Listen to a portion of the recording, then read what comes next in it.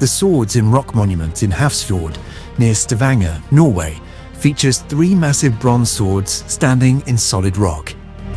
They commemorate the Battle of Hafrsfjord around 872 AD, where King Harald Fairhair defeated rival chieftains and unified Norway.